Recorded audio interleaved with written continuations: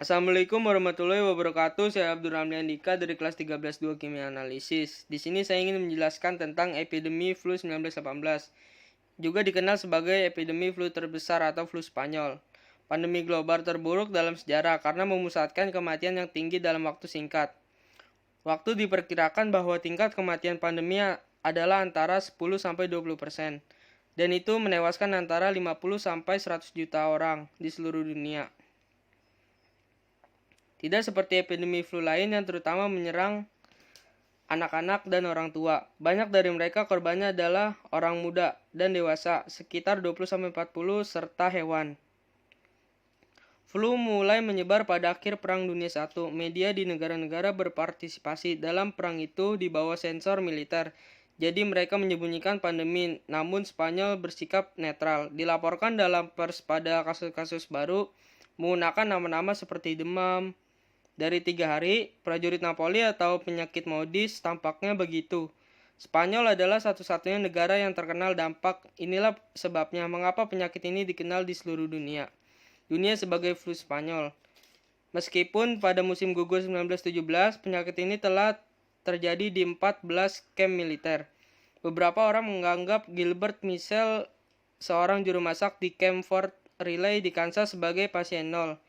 Michel memasuki pagi hari tanggal 4 Maret 1918 dengan demam dan sakit kepala.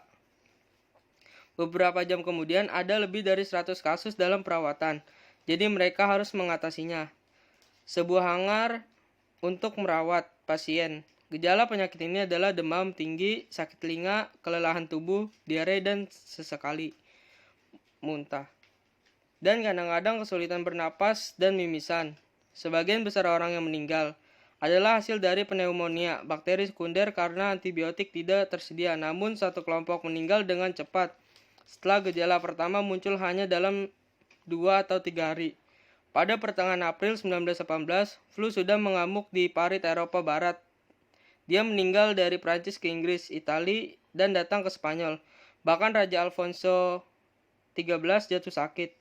Dan surat kabar Spanyol mengumandangkan penyakit ini yang menyebar dengan sangat mengkhawatirkan.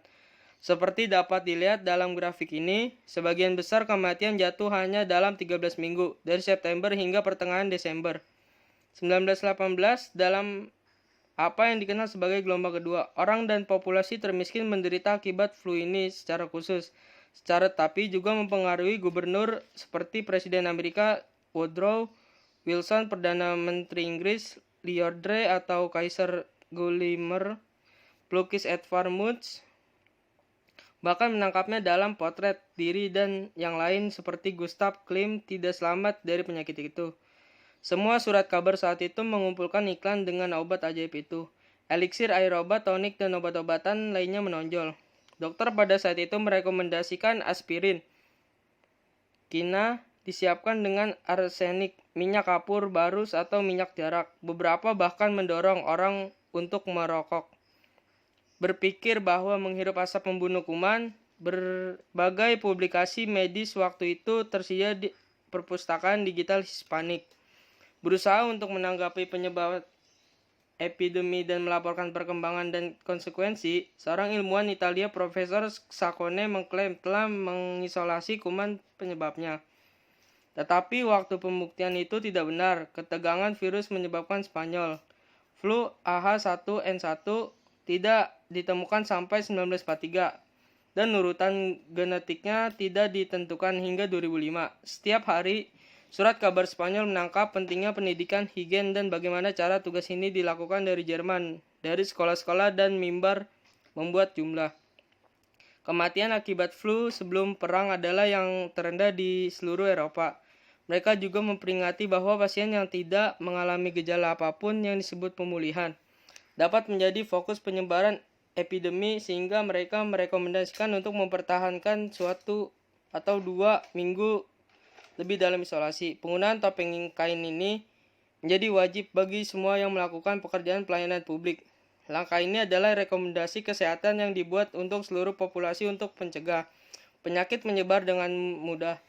Semakin banyak kontak antara orang, semakin besar kemungkinan antar untuk memproduksi virus. Pemerintah mulai mengambil langkah-langkah pencegahan. Pada musim panas tahun 2020 virus telah hilang, sementara dia memenangkan pertempuran melawan yang terlemah. Sekian hasil dari presentasi saya. Terima kasih kepada Biblioteka Nasional de Espana.